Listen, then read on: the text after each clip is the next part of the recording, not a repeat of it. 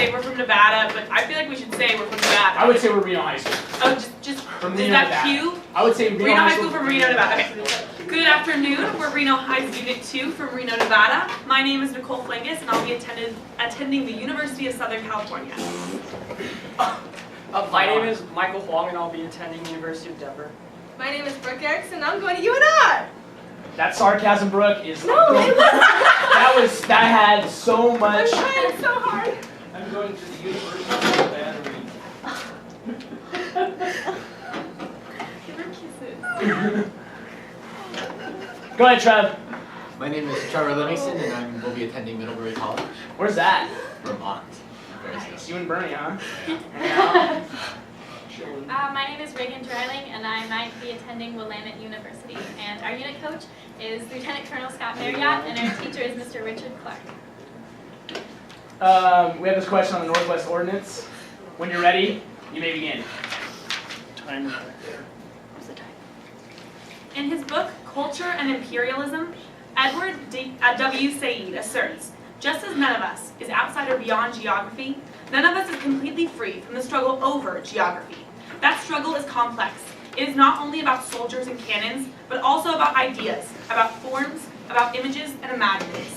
The Northwest Ordinance of 1787 was America's first advance not only into the Western Territory, but also into the concepts of federalism and the safeguarding of rights. The Northwest Ordinance of 1787 laid out the process to establish republican forms of government and create states. It was the most significant of three major measures, alongside the Treaty of Paris of 1783 and Thomas Jefferson's Land Ordinance of 1785 that were passed by the Congress under the Articles of Confederation. The Treaty of Paris delineated the boundaries between U.S. and British territories and agreed that the Confederation Congress urged states to return the confiscated property of the Loyalists. Although the treaty acknowledged the United States as a free, sovereign, and independent, its downfall was the same as that of the Articles of Confederation. It can merely suggest provisions to the states, but not enforce them. The Land Ordinance determined the manner in which the territory east of Mississippi would be surveyed, divided, and sold to the people to raise revenue for the national government. It was essential in providing the mechanism for settling the territory, but it lacked political provisions, which the Northwest Ordinance would later supply. The Northwest Ordinance included 14 sections that established a republican form of government consisting of a governor, judges, and a general assembly, along with 6 articles to ensure rights reserved to the people and protections from the government. According to Section 13, new states were to be on equal footing with original states, thus providing that the new states would be represented and would vote in the same way as established states. Because the U.S. government divided the territory and delineated the process of becoming a state, the ordinance implied that the national government would already be supreme to any states that may arise out of territories, essentially establishing the federal system. While the ordinance is renowned for its implementation of republican government and federalism, perhaps its most groundbreaking contribution is the precedent it set for establishing rights of citizens. The writers of the ordinance drew from George Mason's Virginia Declaration of Rights, including in the ordinance in Article 1, the right to free exercise of religion, and in Article 2, the right to a trial by jury, the right to due process and just compensation, no cruel and unusual punishments, and no excessive fines. These provisions foreshadowed the First, 5th, 6, 7th, And Eighth Amendments. Because the Confederation Congress and not the states established rights in the territory, there was precedent for Congress to implement what would become the National Bill of Rights. The Northwest Ordinance's influence extended far beyond 1787, for it served as a template for how territories would apply for statehood, as well as a precedent for limiting slavery in the 19th century. All future land purposes, including the Louisiana at Gadsden, would be subordinate to the direction of the central government and would have equal footing with other states, as affirmed by the 1845 case Pollard's Less v. Hayden. However, unlike the Northwest Territory, slavery was not outlawed in other westward expansions, so Southern politicians called for a balance of one slave state for every free state, initiated in the Missouri Compromise of 1820. The Compromise of 1850 and the Kansas-Nebraska Act were also reactions to the slavery question, as new states were added to the Union, ultimately setting the stage for the Civil War. The addition of new territories also ushered in an era of American imperialism that continued through the 20th century. The Northwest Ordinance was the first in a series of organic acts, which established territories of the United States. It was also the template for the Enabling Acts, which allowed territories to petition for statehood. Under this system, Nevada was admitted as a territory and then as a state, and it is under this system that current territories, such as Guam and Puerto Rico, can petition for statehood. Thank you. Go ahead. Question? No, go ahead. Okay. In what part, if any, did the Northwest Ordinance, in what part, if any, did the Northwest Territory under the Articles of Confederation contribute to sectionalism and events leading to the Civil War? Most apparently, it created this block in the North in which slavery was abolished, and therefore Southern politicians wishing to keep slavery in the South pushed for states that arose there to contain slavery, and therefore under the Missouri Compromise, the Compromise of 1850, it was almost a one-for-one match of slave states and free states, and if not, then acts which bolstered slavery were enacted. Additionally, a fugitive slave clause was included in the Northwest Territory for the Northwest Ordinance, and this also set the stage for the institution of slavery being in the South and being maintained. However, and it became a provision that had to be in California according to the Compromise of 1850, and this set the stage for returning slaves, but also controversy over what to do with slaves that came to the North seeking salvation.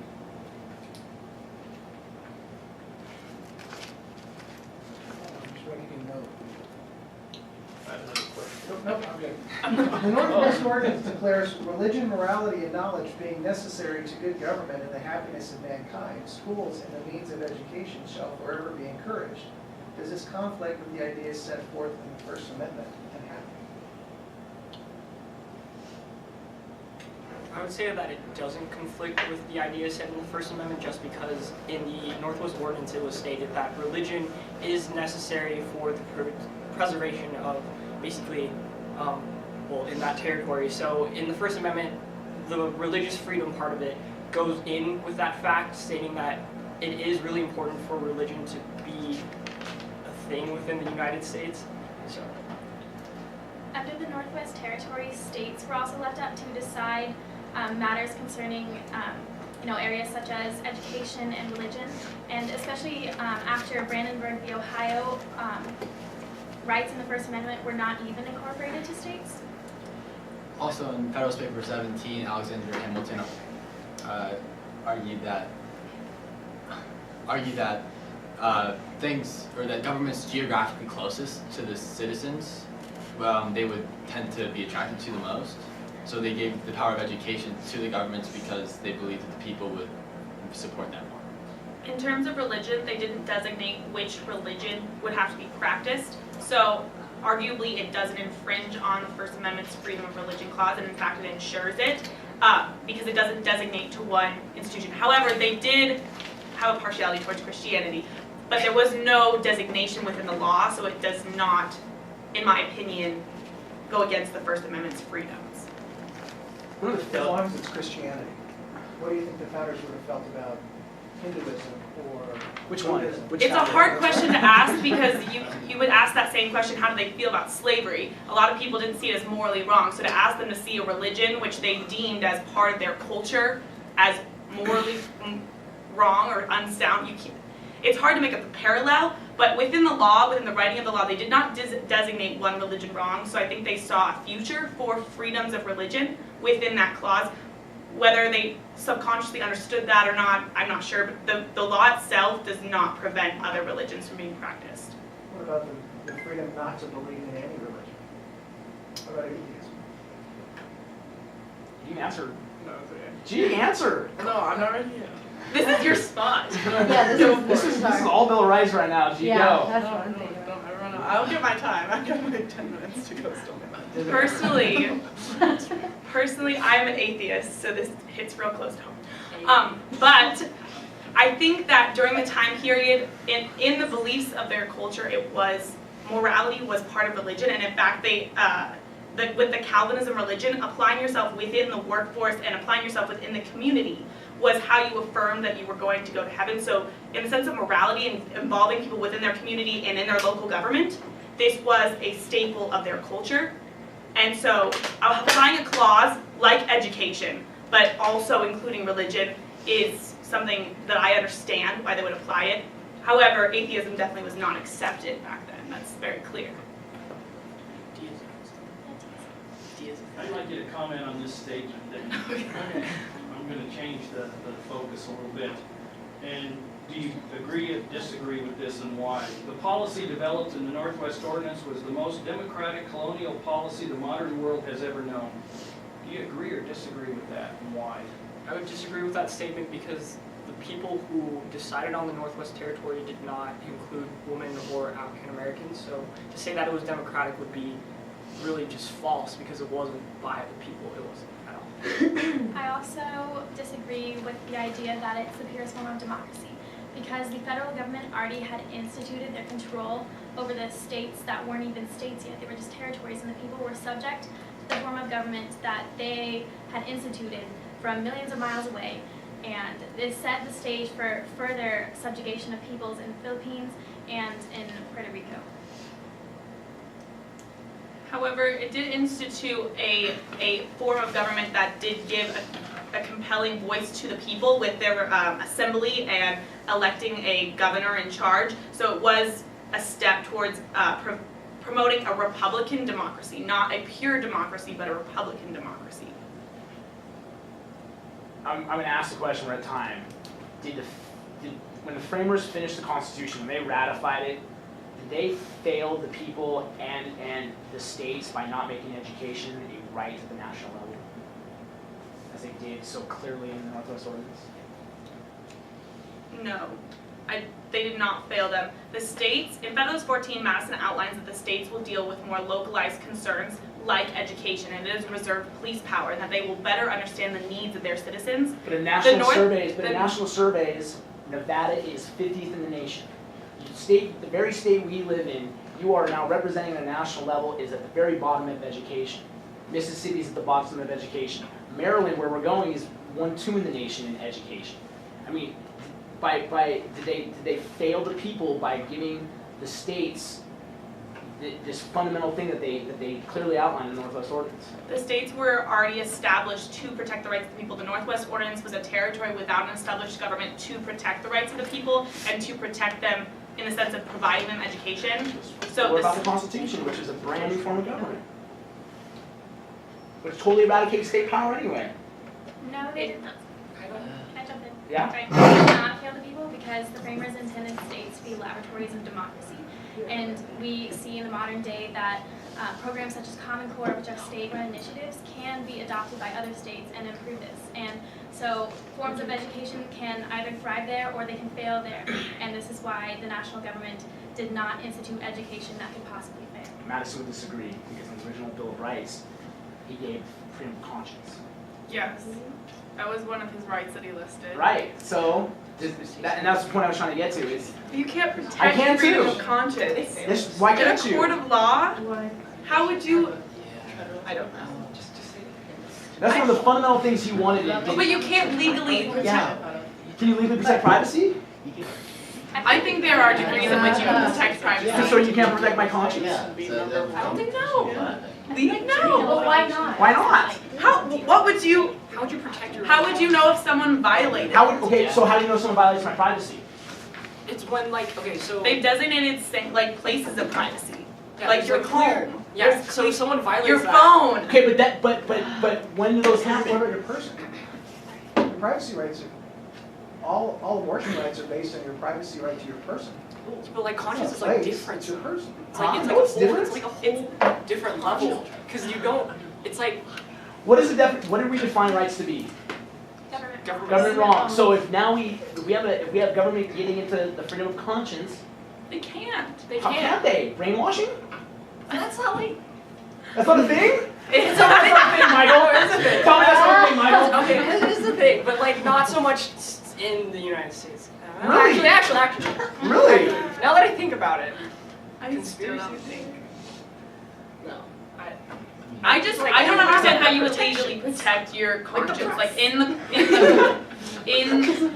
terms of in the law, of course, if someone thought their conscience was violated, I don't know how they would have grounds for how it was. So then how do we protect someone's speech, whether or not money is politically protected or not?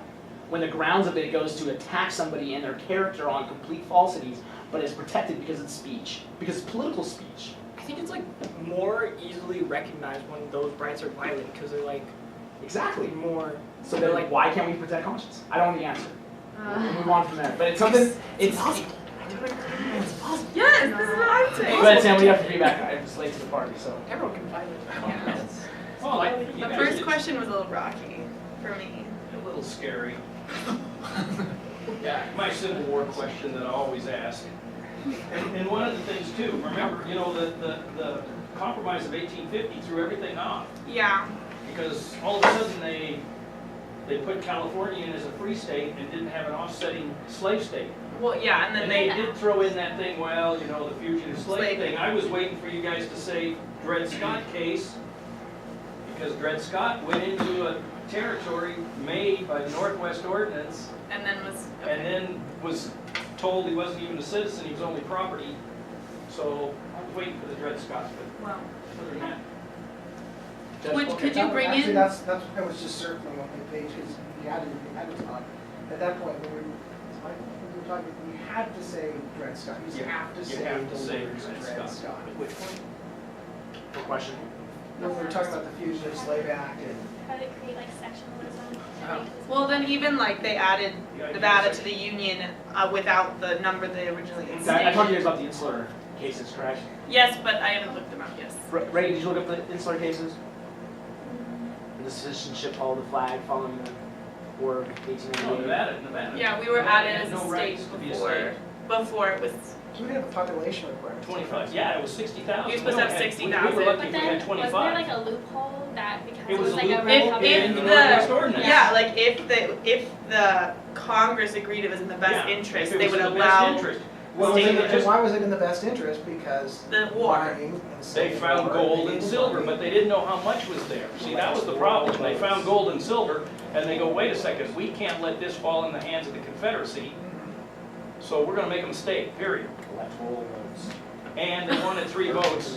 They needed 3 votes for the president, for Lincoln, and then he didn't even need them. And then they wanted the 13th Amendment ratification. Yeah, and only the congressman made it there in time to vote. Congressman Washington made it in time to vote. And he's the only one that voted, because this Nye and Stewart didn't get there in time. Judge? Oh, I'm good. I was just thinking about texting in your vote, but we couldn't do that back then. Gotta remember that the framers were living in the Enlightenment.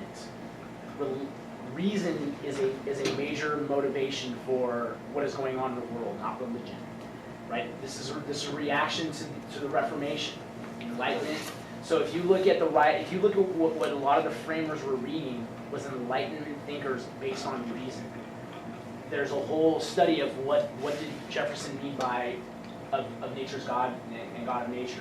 And was it a Christian God? Was it a deist God? Was it a deity? Yeah. Right? Was it something else? So when we talk about this question of religion that comes up at this time period, yes, Christianity is a major force. Atheism definitely exists, Yeah, but they weren't I like. think Jefferson owned a Quran. right? He was a Yeah. deist. That's my favorite But, like, fact. But he was a deist. He He still was a deist. believed. He was still, like, in- So the Benjamin question, Franklin was a polytheist. yeah. Or But no one was like, polydeist. I don't think any of the Yeah. framers were just strictly atheists. No, No. they weren't. I'm not saying they were. I'm not making that claim. I at think all. it I'm was saying still. that I think they still reason- saw I don't know if you know religion they as were, a they weren't tenet. because they had the right of conscience. Moral. Maybe. But I feel like it was Maybe they a were just tenet of mouthing their it for the society. time. It was a tenet of their society, whether or not. But is Quakerism different than Puritanism? It's very different, yes. Is Catholicism becomes the great devil of Christianity because of the Pope. But it's the launching pad for most of the morality that these guys had as well. So you gotta it's an age of reason. That's something you gotta keep in mind. Well, then why do I you don't think know, they why- included religion within the Northwest Ordinance? Because of the reaction to what was happening with the Anglican Church government making one religion, religion and of everyone else is out. So I think you're not wrong in the idea that Christianity it's a major form of it. It is a Western tradition. There's no doubt about it. But they're also an age of reason and science, and those things are definitely being questioned at the time. And that's why conscience is such an important part of Madison's first original speech press and conscience. Wait, so you're saying like it can't be violated? It can't be violated. It can't be legally upheld in Okay. a court of law. Now, It's like last how? thing is, who is also living in the Northwest Territory? The They also- Indians. Yeah, we screwed them. Forgot about that idea of democracy at the time. Okay. You guys, anything else? Native Americans. Yes. Dot. Politically correct. Feathers.